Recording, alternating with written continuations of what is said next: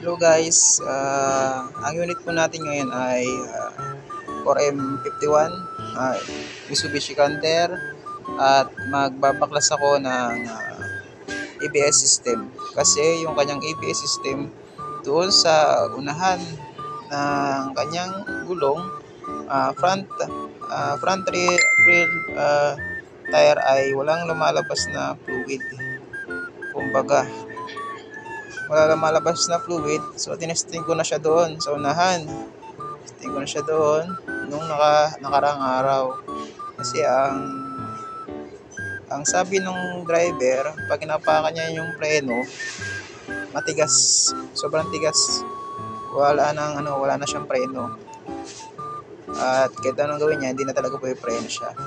Tapos pag umiinit na yung makina, lalong wala ng preno. Kaya ang ginagawa ng driver, handbrake na yung ginagamit niya. So ngayon gagawin ko, babaklasin ko yung kanyang ABS kasi ito talaga yung pinaka duda ko talaga. Ito, papakita ko sa inyo yung kanyang ABS.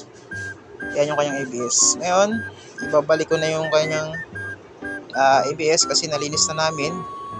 So ginamitan po lang namin siya ng hangin kompresor. Hangin namin yung mga linya niyan. Tapos sira na yung marami ng dumi, marami ng kalawang, yung kanyang mga daluyan ng fluid, yung kanyang mga sensor. So tinesting namin, okay na siya. Tapos kakabit ko na pala ito.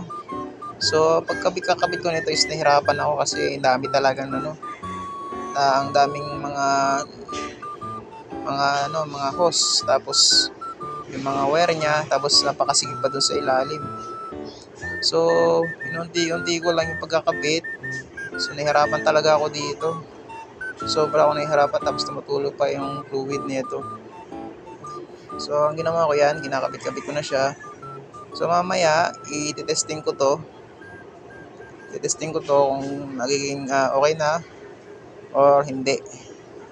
Pagka hindi naging okay yung pagkakabit ko nitong front, kasi yung likuran okay naman, may fluid na lumalabas. So may preno yung likuran, yung harapan wala. So pagka ganun pa rin, wala pa rin lumabas na fluid sa kanyang front na linya ng hose ng ABS. So kailangan ko na ng magko-convert na lang ako ng adapter para hindi na siya dadaan ng ABS. Yun na lang yung kanya magiging supply sa brake master pumunta sa front ng gulong. Yun lang.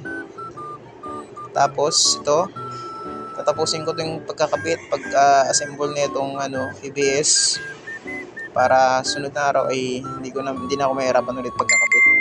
At yun lang, at maraming salamat.